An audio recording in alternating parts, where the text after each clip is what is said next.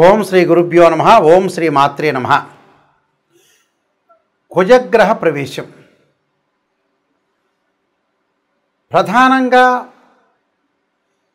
October 28వ తారీఖు నుంచి December 7వ తారీఖు వరకు కూడా అంగారక గ్రహ ప్రవేశం వృశ్చిక రాశిలో. అంటే సంవత్సరం తర్వాత మళ్ళీ వృశ్చిక రాశిలోకి కుజుడు యొక్క తన సొంత రాశిలోకి ప్రవేశం జరుగుతుంది. కుజుడు సహజంగా ఒక రాశి నుంచి మరొక రాశికి మారటానికి 45 రోజుల కాలం పడుతుంది. అంగారక గ్రహం కూడా ప్రధానంగా అన్ని గ్రహాల్లో ముఖ్యంగా ప్రధానంగా అంగారక గ్రహం కూడా చాలా మోస్ట్ ఇంపార్టెంట్ ప్లానెట్. అంటే మార్స్ ప్లానెట్ యొక్క ప్రత్యేకత, దాని యొక్క కారకత్వాలను మనం చూసుకుంటే సుమారుగా 45 రోజుల పాటు కాలంలో ఒక రాశిలో దాని యొక్క కారకత్వం అనేది తెలుపుతూ ఉంటుంది. అంటే కుజుడి యొక్క కారకత్వాల్లోకి మనం ముందుగా వెళ్తే సత్వ భూ ప్రాకార రోగ ప్రణవ సాహస శస్త్ర అగ్ని సందర్శనోత్పాటన భాతృక కుజ అంటారు.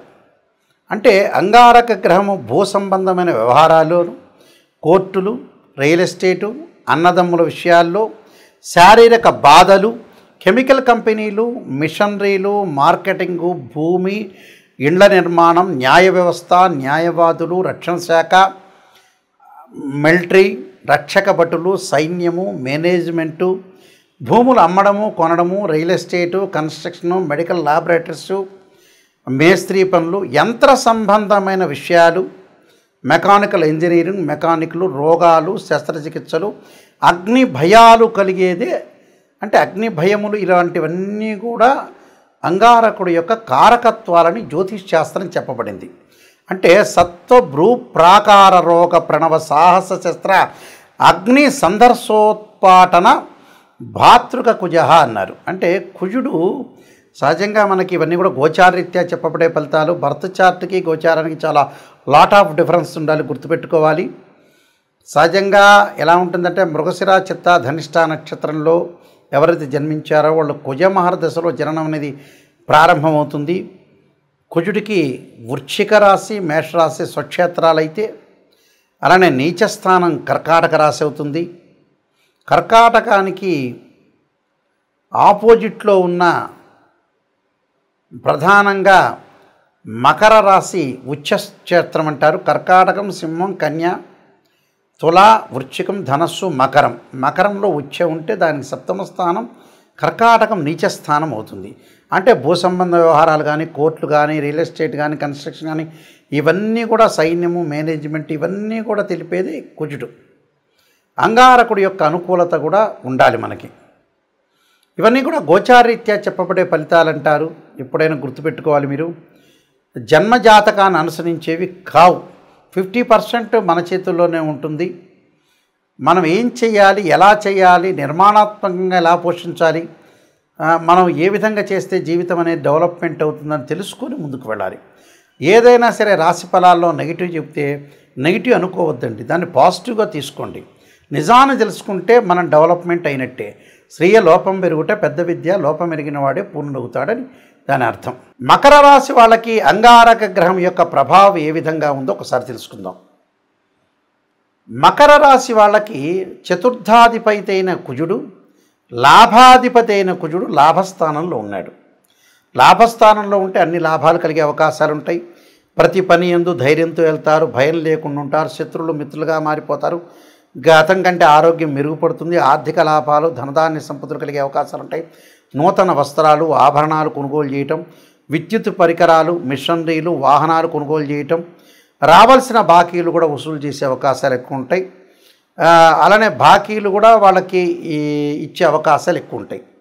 అంటే కుజుడు 11వ స్థానంలో ఉంటే ఆరోగ్యం అర్ధలాభనం అన్నారు. అంటే ఆరోగ్యం అర్ధలాభం అంటే ఏంటంటే ఆరోగ్యం కొంత కుదుటపడుతుంది. అలానే ఆరోగ్యం అర్ధలాభంచ సంతోషం అంటే ధనలాభం కలుగుతుంది, సంతోషం కలుగుతుంది. వస్త్ర లాభకృత్ అంటారు. అంటే వస్త్రం ప్రాప్తి కలిగే అవకాశాలు, యత్ర కార్య అనుకూల్యత అంటే ప్రతి పని కూడా కార్య అనుకూలత జరుగుతుంది. ధైర్యం ఏకాదశే కుజ అన్నారు.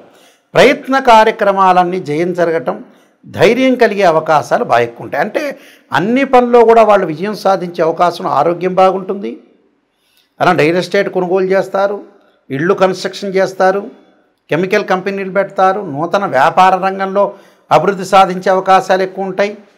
ఆరోగ్యం అనేది కుదుటపడుతుంది. రియల్ ఎస్టేట్ రంగం వాళ్ళకు కానీ, మేస్త్రీ వాళ్ళకు కానీ, కన్స్ట్రక్షన్ కానీ, ప్లాట్లు అమ్మే వాళ్ళకు కానీ, మెడికల్ కంపెనీ వాళ్ళకు కానీ, డాక్టర్స్ కానీ, రక్షణ శాఖ కానీ, పోలీసులకు కానీ, న్యాయవాదులందరికీ కూడా ఎవ్రీథింగ్ విల్ బి ఓకే అని చెప్పుకోవచ్చు. నేను కొన్ని పరిహారాలు చెప్పబోతున్నా. ఆ పరిహారాలు పాటించండి, మీకు మంచి జరిగే అవకాశం ఖచ్చితంగా ఉంటుంది.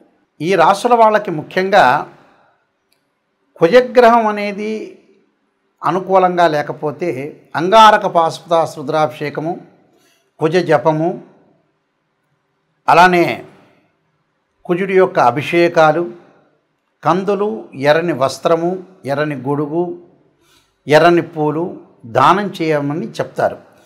ముఖ్యంగా అంగారకాగ్ని శక్త్యస్తాయ ధీమే తన్నో భౌమ ప్రచోదయాత్ అనే మంత్రాన్ని, తత్పురుషాయుందే మహాసేనాయ ధీమే తన్నో షణ్ముఖ ప్రచోదయాత్ అనే మంత్రాన్ని మంగళవారం ఉపవాసం చేయటం, అలానే ముఖ్యంగా 2 జంట సర్పాలను దానం చేయటం, రాహుకాలంలో దీపం పెట్టడం, ఇవన్నీ అందరికీ తెలిసినవే.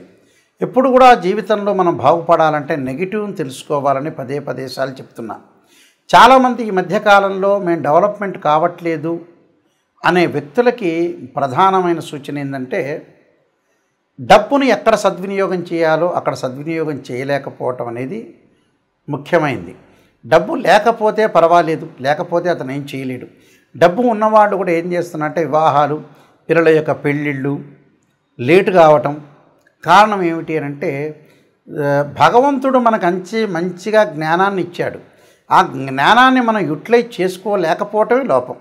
ఒక పర్సన్ ఉన్నాడనుకోండి, అతను మ్యారేజ్ బ్యూరోలో డబ్బులు ఎక్కువ అడుగుతున్నారని, లేకపోతే ఆస్ట్రాలజర్స్ ఎక్కువ అడుగుతున్నారని, లేకపోతే ఆ పెళ్లి సంబంధం వస్తే అంత దూరం హైదరాబాద్ నుంచి రాజమండ్రో, గుంటూరో, లేకపోతే హైదరాబాద్ నుంచి ఆదిలాబాదో లేదా బాంబేనో వెళ్ళాలని డబ్బులు ఖర్చు పెట్టాలనే ఉద్దేశంతో డబ్బులు ఖర్చు పెట్టలేకపోవటం, సరైన సంబంధం వచ్చినప్పుడు చేసుకోలేకపోవటం, సరైన ఇల్లు వచ్చినప్పుడు తీసుకోలేకపోవటం, అంటే ఏదైనా కోర్టు సమస్యలు, కోపము, ఉద్రిక్తము, ఆవేశం బాగా పెరిగే అవకాశాలు కూడా కుజుడితోనే ఉంటాయి. అంటే మన చేతుల్లోనే ఉంటుంది. చాలామంది కూడా సంతానం అనేది వద్దంటాం. పెళ్ళిళ్ళు కూడా మ్యారేజ్ బ్యూరోలో ఇంత అడుగుతున్నారు, ప్రతి వాళ్ళు ఇంత డబ్బులు అడుగుతున్నారు ఉద్దేశంతో వాళ్ళు ఉన్నవాళ్ళైనా కూడా పిసినారితనంతో మళ్ళీ పిసినారితనం ఉందా అంటే లేదు, మళ్ళీ వాడు ఏదో సెల్లో, టీవీనో లగ్జరీగా వెళ్తూ ఉంటాడు. అసలు విషయానికి డబ్బులు ఖర్చు పెట్టడం అనేది నేర్చుకోండి. చాలామంది కూడా వివాహాలు కుజదోషం అంటారు. 2, 4, 7, 8, 12 స్థానాల్లో ఉంటే దాన్ని కుజదోషం అంటారు. 13 నక్షత్రాలకు కుజదోషం అనే ఎగ్జంప్షన్ ఉంటుంది. కొన్ని రాశులకు కానీ కొన్ని లగ్నాలకు కానీ కుజదోషం అనేది వర్తించదు. కేవలం వివాహానికి కుజదోషమే కాదు, శుక్రదోషం ఉంటుంది. ధనం సంపాదించిన కుజదోషమే కాదు, గురువు కూడా అనుకూలంగా ఉండాలి. అలాగా మనం చేసే పని అనేది ఏంటి, కరెక్టా కాదా అనేది తెలుసుకొని ముందుకు వెళ్ళాలి.